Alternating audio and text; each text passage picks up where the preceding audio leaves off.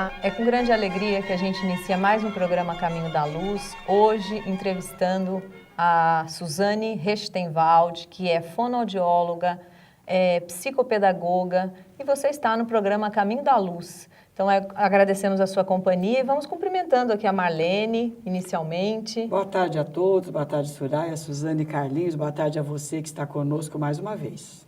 Boa tarde, Carlinhos. Maravilha, né? Mais uma vez alegria, nos encontrando com muita alegria e sempre trazendo um conhecimento para as famílias. Sem dúvida. Suzane, seja bem-vinda. Muito obrigada por você estar aqui com a gente hoje. Obrigada pela oportunidade. Uma boa tarde a todos. E vamos discorrer aí sobre um assunto que causa muita aflição aos pais. Pois é, a gente hoje, como a gente já falou no início, nós vamos falar sobre dificuldades escolares e distúrbios de aprendizagem, que é a área de atuação aqui da Suzane. Suzane, qual é essa diferença entre distúrbios de aprendizagem, dificuldade escolar? Porque a gente vê que os pais ficam meio confusos, até mesmo para dizer o que o filho tem, né? Como é que você vê isso? Dificuldades escolares e distúrbios de aprendizagem, essas conceituações causam muita polêmica, muita discrepância, às vezes, de elaboração, de conceituação. Mas, em síntese, as dificuldades escolares estão relacionadas à questão socioambiental, questões relacionadas ao ambiente da criança, do aluno, e os distúrbios de aprendizagem estão ligados mais a questões orgânicas de funcionamento. Interessante. E, Suzane, como é que nós fazemos para identificar essas dificuldades escolares? Quais são os casos mais comuns que nós podemos encontrar? Então, as dificuldades escolares relacionadas à questão socioambiental, geralmente as professoras que estão próximas à criança que identificam dificuldades na rotina do dia a dia, dificuldades do desempenho escolar, dificuldades de socialização com o grupo, dificuldades de jogar, dificuldades de estar realmente da recreação participando, respeitando regras.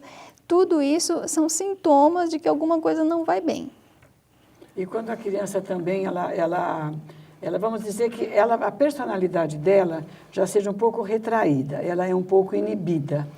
Na sua experiência, as crianças que têm esse comportamento mais de se isolar, de inibição, elas costumam ter mais dificuldades nessa aprendizagem ou não influencia essa característica da personalidade? A dificuldade de aprendizagem pode causar sintomas de comportamento de agressividade, agitação ou de apatia. A apatia pode ser um sintoma, um recurso que a criança utilizou para se afastar daquele momento lúdico da aula, por conta da dificuldade que ela apresenta, por se sentir constrangida no momento de escrever, no momento de ler, então ela fica mais apática, mais retraída.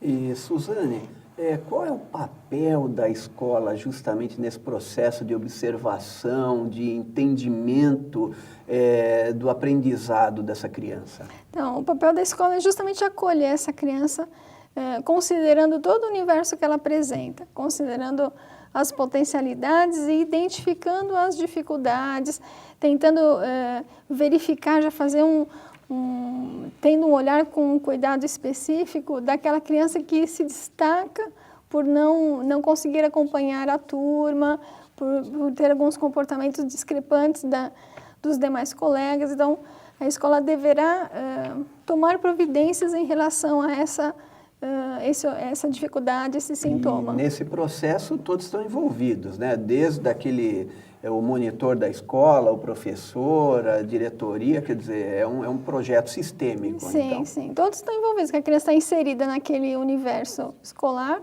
ela tem duas realidades, da família e a escola. Então, se todos olharem, se todos estiverem atentos, muito provavelmente aquela criança que tem uma dificuldade vai ser olhada já em idade precoce, poderá sofrer uma intervenção e superar a dificuldade a curto prazo.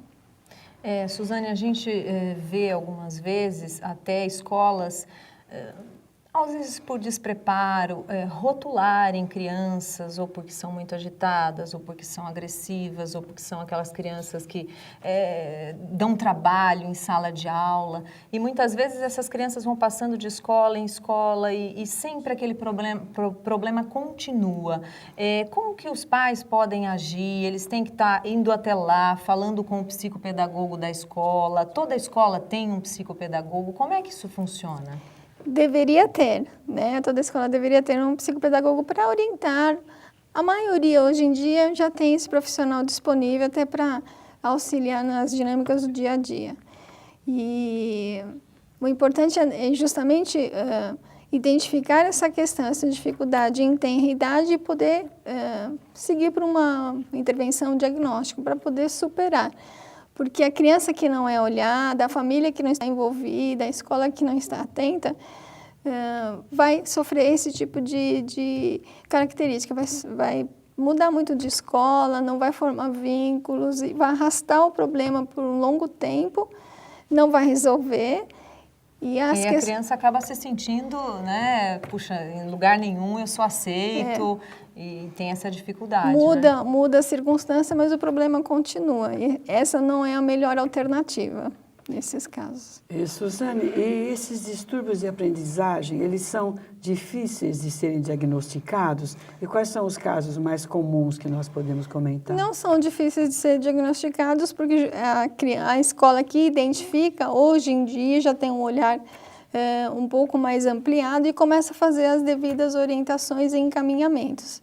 Então, normalmente, a criança é encaminhada para uma fonoaudióloga, uma psicopedagoga ou uma psicóloga. E juntos, a gente chega num diagnóstico próximo ou real do que a criança realmente apresenta. Você diz juntos, mas a professora ou as professoras, vamos dizer, que têm um contato diário com as crianças, elas têm uma possibilidade maior de diagnosticar, de perceber, né? Ela sente as queixas, ela percebe as queixas. E você sente, assim, na sua profissão, na sua experiência, que está havendo um interesse, uma atuação bastante rígida por parte dessa equipe técnica formada por professores? Eu sinto um cuidado maior, até com questões que seriam pertinentes à idade do desenvolvimento, ao período de desenvolvimento da criança, que são falhas toleráveis. As professoras já encaminham as crianças com um excesso de cuidado, com receio de que a dificuldade se arraste. E aí a gente faz o devido diagnóstico, passa a orientação e faz a devolutiva para essa professora. Esse contato é importante também. Só mais uma curiosidade. Por exemplo, existem pais que negam, geralmente, tomar conhecimento de determinados fatos, né? No caso da dependência química e no caso, por exemplo, dessas dificuldades escolares. E é comum os pais negarem a ver aquela realidade, aceitar aquela realidade, ou há uma receptividade maior, já percebendo que aquilo que está sendo mostrado para eles não é implicância com o filho dele, mas é um alerta. Você sente que há barreiras nessa recepção dessa informação? Não sinto, eu sinto o outro lado, eu sinto que os pais estão abertos e olhando mais e tendo mais cuidados com essas questões de dificuldades, mais atentos, até porque a mídia está aí, a internet está aí, então qualquer queixa eles correm e vão pesquisar, enfim. Então eles estão mais atentos e a maioria que a professora aponta alguma dificuldade, dá uma orientada, imediatamente procuram ajuda, procuram uma intervenção, um diagnóstico. É interessante você até falar um pouquinho mais para a gente a respeito desse papel familiar, porque hoje as famílias são muito diferentes, aquela família que a gente conhecia, que tinha só a criança era cuidada pela mãe, pelo pai. Hoje em dia a criança está com meses, já está num berçário, ou a avó que vai buscar, a avó que traz. Então, como que você tem visto essa movimentação da família integrando escola e família? Como que isso você tem visto acontecer hoje? Apesar dessa dinâmica moderna e das questões profissionais todas, o que importa, na verdade, não é o tempo que se fica com a criança, mas a qualidade desse contato, a qualidade desse olhar. Então, o que interfere talvez seja na relação afetiva, mas não só no desempenho escolar, porque apesar da distância, sempre tem uma pessoa olhando, uma professora, um avô, uma avó, uma tia, enfim, um cuidador. Os avós, né? Ó, estamos aqui diante dos avós, né? Sempre tem algum olhar direcionado para essa criança, olhando o que ela está fazendo. Então, perde-se algumas coisas, mas a gente não pode culpabilizar esses pais, essa dinâmica familiar em função dessa dificuldade, dessa dinâmica escolar. Mas que é muito, a gente percebe que é muito interessante que muitas vezes as crianças que têm alguma dificuldade, às vezes o pai ou a mãe também, às vezes, não estão tão ali, tão presentes. Você diz que não, que isso não é assim que acontece. Normalmente...